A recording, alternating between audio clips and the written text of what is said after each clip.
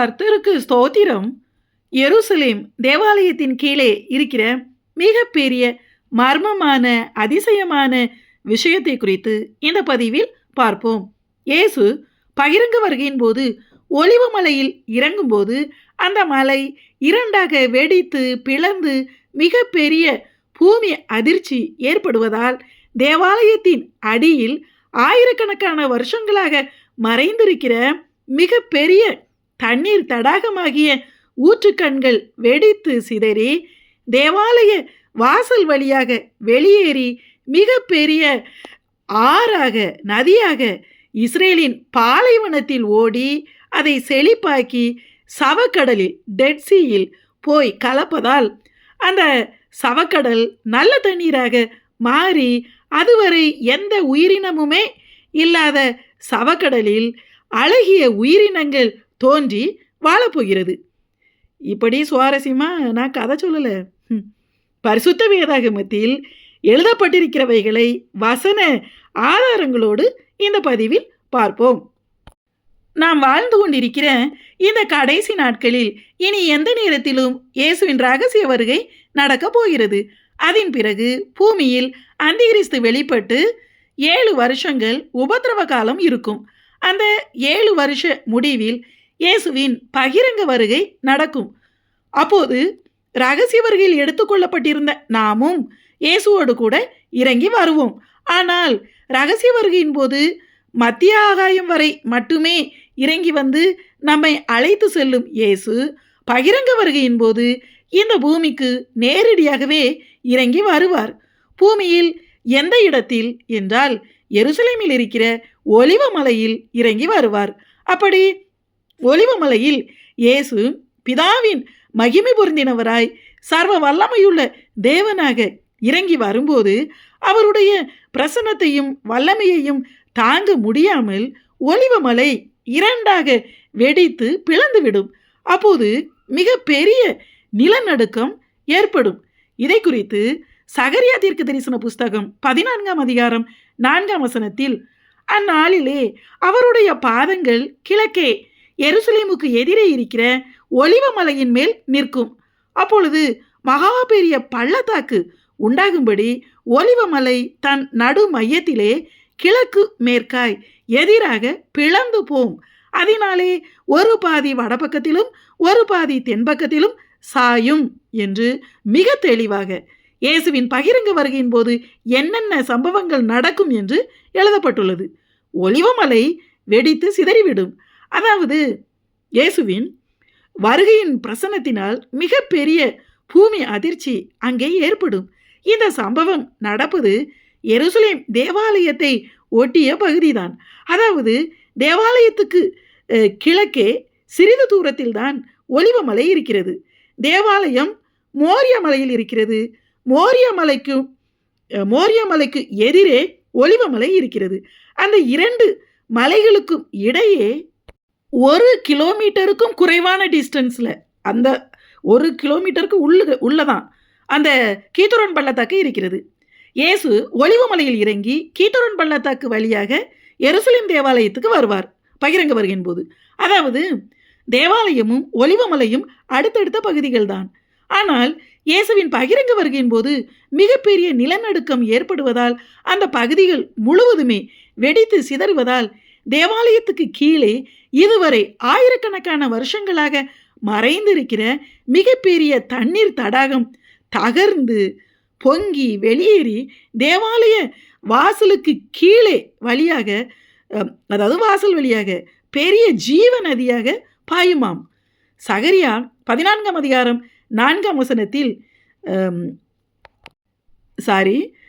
சகரியா 14ஆம் அதிகாரம் 8ஆம் வசனத்தில், அந்நாளிலே ஜீவ தண்ணீர்கள் எருசலேமிலிருந்து புறப்பட்டு பாதி கிழக்கு சமுத்திரத்திற்கும் பாதி மேற்கு சமுத்திரத்துக்கும் போய் மாரி காலத்துக்கும் கோடை காலத்துக்கும் இருக்கும்.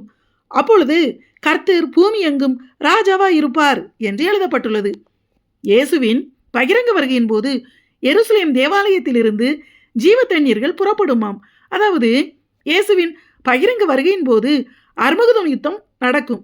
பிறகு உடனே இயேசுவின் 1000 வருஷ அரசாட்சி இந்த பூமியில் நடக்கும். இயேசு ராஜாதி ராஜாவாக 1000 வருஷம் ஆளுகை செய்வார். நாமும் இயேசுவோடு கூட ஆளுகை செய்வோம். இயேசுவின் பகிரங்க வருகையின் போது புறப்படுகிற இந்த ஜீவ தண்ணீர்கள் 1000 வருஷ அரசாட்சியில் எருசலேம் தேவாலயத்திலிருந்து புறப்பட்டு ஓடும்.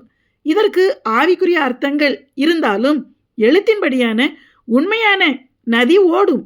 மிக பெரிய பூமி அதிர்ச்சி ஏற்படுவதால் வெளியேறுகிற அந்த நதி 2ஆக பிரிந்து ஒரு பிரிவு பாதி கிழக்கு சமுத்திரத்திற்கும் இன்னொரு பிரிவு பாதி மேற்கு சமுத்திரத்திற்கும் போய் சேருமாம். இதில் கிழக்கு சமுத்திரம் என்பது சவக்கடலையும் மேற்கு சமுத்திரம் என்பது மத்தியதரை கடலையும் குறிக்கும் வார்த்தைகளாகும். எசேக்கியேல் 47ஆம் அதிகாரம் 1ஆம் வசனத்தில், பின்பு அவர் என்னை ஆலயத்தின் வாசலுக்கு திரும்பி வர பண்ணினார். இதோ வாசற்படியின் கீழ் இருந்து தண்ணீர் புறப்பட்டு கிழக்கே ஓடுகிறதா இருந்தது என்றும் 8ஆம் வசனத்தில், அதாவது எசேக்கியேல் 47:8, அவர் என்னை நோக்கி இந்த தண்ணீர் வனாந்திர வழியாய் ஓடி கடலில் விழும். இது கடலில் பாய்ந்து விழுந்த பின்பு அதன் தண்ணீர் ஆரோக்கியமாகும் என்று தெளிவாக எழுதப்பட்டுள்ளது. இஸ்ரேலின் வனாந்திரம், அதாவது பாலைவனம் வழியாக ஓடுமாம். இதனால் அந்த பாலைவனம் எல்லாம் மிக செழிப்பாக மாறிவிடும். இறுதியில் கடல் என்பது சவக்கடலை குறிக்கும். சவக்கடலின் தண்ணீர் ஆரோக்கியமாகி நல்ல தண்ணீராக மாறிவிடுமாம், அந்த நதி போய் அதில் சேரதுனால. இதனால் டெட்சி சவக்கடலில் நீர்வாழ் உயிரினங்கள் தோன்றி வாழுமாம். இப்போது டெட்சி ஆகிய சவக்கடலின் அதிக உப்புத்தன்மையால் அங்கே எந்த உயிரினமும் கிடையாது. ஆனால் இயேசுவின் 1000 வருஷ அரசாட்சியில் எருசலேம் தேவாலயத்திலிருந்து பாய்கிற தண்ணீர் சவக்கடலில் போய் கலப்பதால் அந்த தண்ணீர் நல்ல தண்ணீர் கடலாக மாறிவிடும். இப்போதே தேவாலயத்துக்கு கீழ்ப்பகுதியில் மிகப்பெரிய கீகோன் நீரூற்று இருப்பதை கண்டுபிடித்து விட்டார்கள். இந்த கீகோன் நீரூற்று என்பது ஏதேன் தோட்டத்தில் பாய்ந்த 4 பெரிய நதிகளும் தோன்றிய உருவான பொதுவான இடமாகிய மிகப்பெரிய தண்ணீர் தடாகம் என்று வேத ஆராய்ச்சியாளர்கள் கூறுகிறார்கள். அந்த பெரிய தண்ணீர் தடாகம் எருசலேம் தேவாலயத்தின் கீழ் இருக்கிற கீகோன் நீரூற்று இருக்கிற இடம்தான் என்று நம்பப்படுகிறது. அதாவது ஏதேன் தோட்டத்துக்கு 4 நதிகள் தண்ணீர் கொண்டு வந்தன.